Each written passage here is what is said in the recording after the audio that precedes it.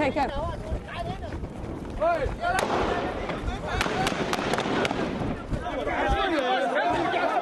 They're also taking prisoners.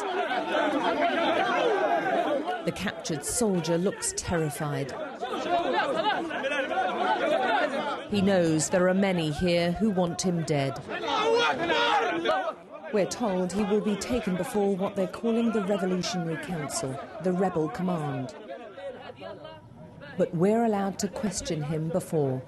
He says he's from Sudan, and he's been fighting in Misrata for 7 days. He was with the snipers on the surface of one of the buildings. What were his instructions, his unit's instructions? What were they told to do?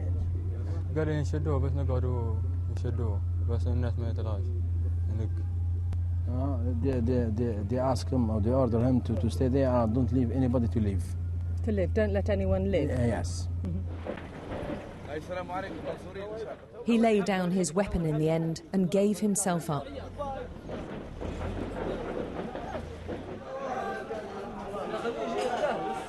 Many of his fellow soldiers are doing the same, and just to make sure they don't run away, some are shot in the foot.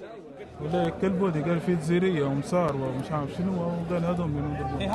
have told him there is Algerians, Egyptians, they are in Misrata. You are going to fight to free Misrata. The doctors have to insist the fighters leave. Many are bent on revenge. But as the casualties increase, so does the anger. The injured Ghaddafi soldier on the back of this truck has to be hurriedly driven away as people spit at him and hit him with their shoes.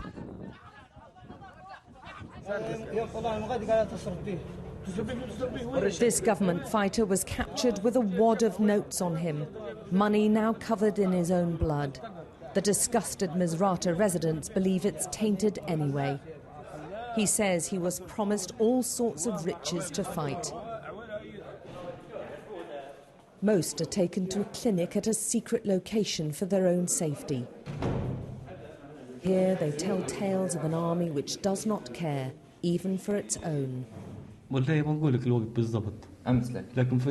Yesterday in the night, the army, they want to run away from Misrata. So he was injured. So they kept him. They try, but when they run away, nobody care for him. He's now 5 days injured. He get infection in the back. Nobody care for him. Among the fighters are boys barely old enough to shave, boys like 16-year-old Morad Ali. He said the young soldiers were shoved to the front of the battle. They were considered the most dispensable. They put them in the critical situation. The army behind them, and they are shooting, and the fighter, our fighter, they are in front of them, and they are shooter. Okay, and they like sandwich. They found themselves between the fire between two. In the battle, his leg was blown apart by a bomb, and his arm left broken and torn by bullets. When he was picked up by the rebels, he was traumatized and terrified.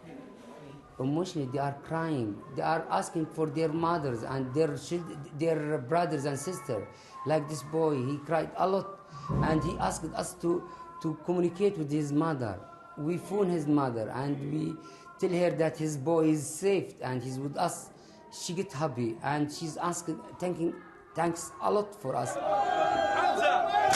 Right now, the Misrata fighters are confident. 2 months ago, the man with the captured sniper's rifle was a geography teacher. He's with mechanics, engineers, students. The siege of their city has united them and turned them into soldiers. And 8 weeks of bombing and battling with Gaddafi's troops has failed to crush them. Alex Crawford, Sky News.